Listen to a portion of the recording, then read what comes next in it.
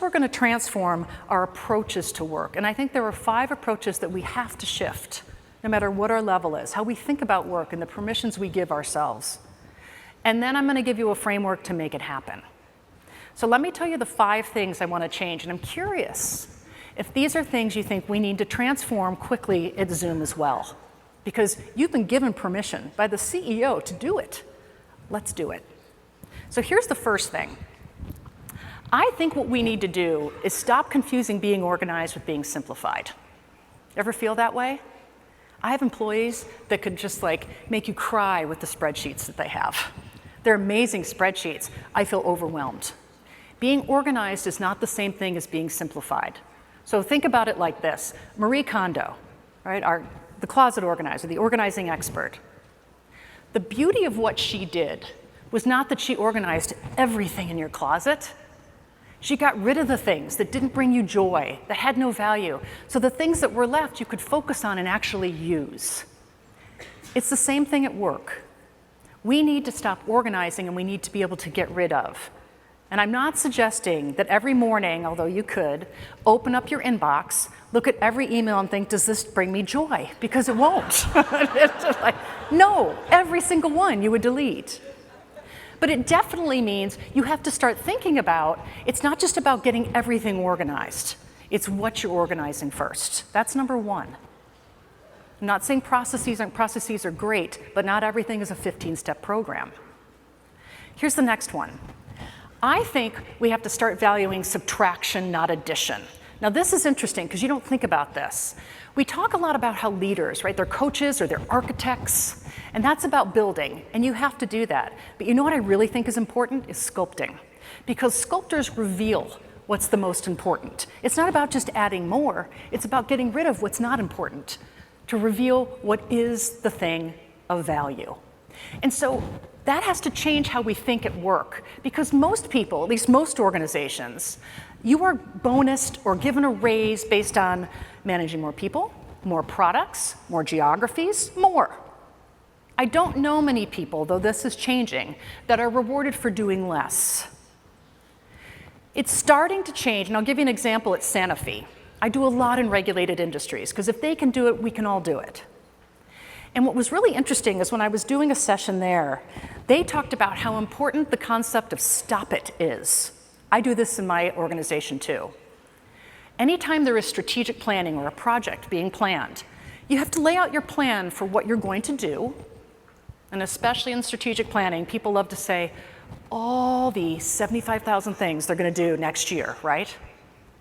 But at Sanofi, you are mandated to also say what you will stop doing in order to be able to accomplish those things. And what's magic about that is people all of a sudden think of, yeah, what's kind of calcified over the year that we just need to get rid of? What's going to get in our way that's going to make us say, oh, we're behind schedule? And also for leaders, it takes away the excuses because you've given people permission to get rid of things.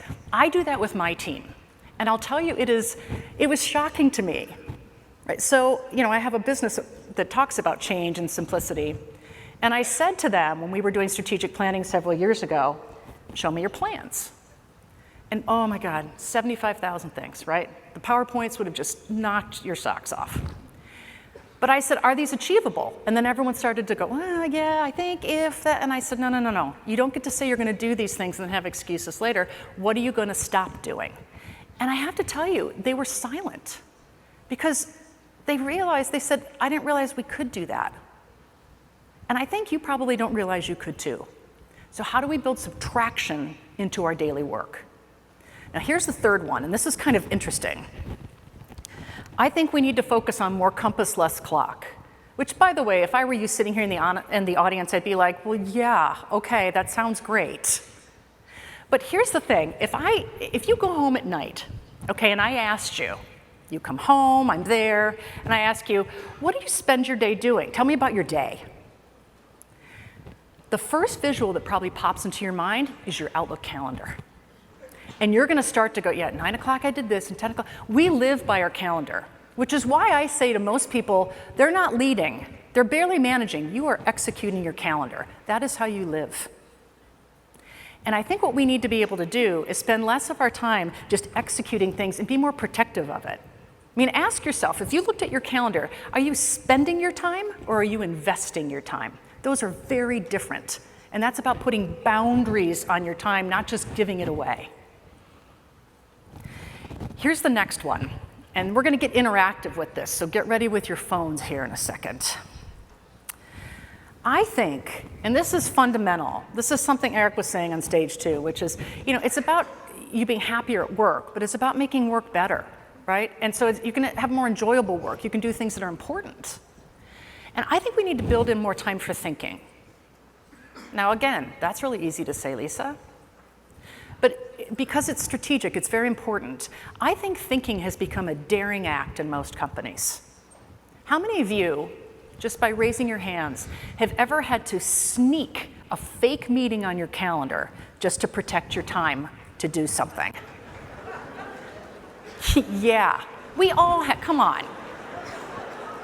But it's funny, when I ask you this, how many of you wish you had more time to think during the day? Right, but then when you try and take the time, you have to hide it, right? Because we gotta seem busy. Because I'm busy, you're busy, we could have a busy off, right? It's kind of like when someone says to you, how are you doing? I'm busy. Oh, I'm busy, right? And we all start busy offing. So, right, I'm busy. I took 3 red eyes last night. So I feel like making time to think is so important because we say we value it, but we don't. So for example, I always like to give this anecdote of, let's say you walked into someone's office, right? You're in person. You'd walk in and you're trying to see John. And there's John sitting in his office because you need something to ask him. And he's just staring out his window. And you go, oh, John, sorry to bother you. And John says, oh no, that's okay. I was just thinking. What's the first thing that pops in your head about John? Is he okay? Get back to work? Lazy? Wish I could just sit around all day like that. Right? Thinking is a daring act, but it's very important. And I'll tell you why. But first, I need to ask you a question. Let's go to our phones. And I want you to answer this question for me. When and where do you do your very best thinking? I think I know what you were trying to say there.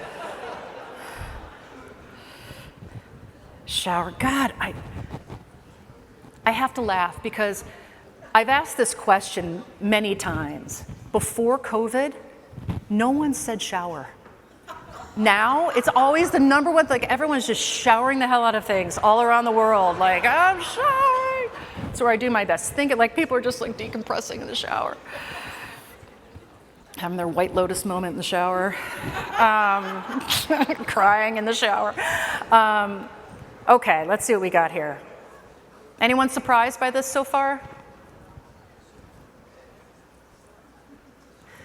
Let me ask a different question.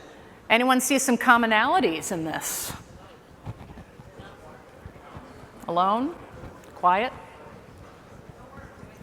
Not at work? Surprise! I've never had anyone say, when do I do my best thinking? Looking through emails, sitting in meetings, it's not on there, is it? Where do we spend our time? So what's interesting about this gets back to the needing more time to think. We do our best thinking typically when we are alone. I don't know about your showers. I'm going with alone on that. When it's quiet and when it's not at work. Sometimes it's at work or it's before you start work, you dive into work. And that's the reality for most people, right? Because then you get into it, right? All of a sudden your time is hijacked. But we do our best thinking when we are alone. We get our best ideas when we are alone, when our mind can just kind of wander, right? That's when you have those ahas. But we build our best ideas when we are together. And that's the problem with meetings. We think, now we're going to think, right? Time for us to solve a problem. Let's call a meeting. Most meetings are horrible. No one's thought through the question that we need to ask. So we get there and we come up with the same answers that we've always had, and they suck. If you give people time to think, they'll come with better answers. That's why blocking thinking time or time for deep work is such a big movement right now. I do it with my company. I know pockets of Accenture do it, Google do it, maybe you do it as well. But I mandate to my team, and sometimes you have to mandate it because you take away the fear, to block 2 hours of work on your calendar whenever you want. I work better in the morning, some people do in the afternoon, just for deep work, and keep that time sacred. Because I want them to be able to know thinking is important and that it's okay to protect their time. So when we think about thinking, here's what's really interesting to me. This leads to culture, and this is the fifth thing. I would argue that most companies, yours might be different, that we don't really have culture, we have cultural aesthetics. And what I mean by that is, we think about culture as like, colorful brainstorming rooms and whiteboards and, free coffee and all that kind of stuff. That's fine. But if that's all it would take, Google would have a 100% retention rate, and they don't. It's not about giving people perks that they can't use. No one wants more yoga classes if they can't use them. And that's kind of the joke at Bloomberg in New York. They had put in all these like wellness pods and meditation rooms, and no one could ever use them because they were always filled with people taking conference calls because they couldn't concentrate in their open plan environment, and the conference rooms were always full. So my feeling on culture is this, and this leads in perfectly to what the teams that we're talking up here today were saying. If you get the work right, you get the culture right. To me, that's it. If someone goes home at night and you say, what did you do all day? And their answer was meetings and emails, that within your team, because your team is your culture, that's your culture. But if they go home at night and they say, I worked on this really innovative project, I'm working on this, even if you're exhausted, I'm working on this new pricing model, whatever it is, that's your culture. If you get the work right, you get the culture right. And that's why simplicity is so important.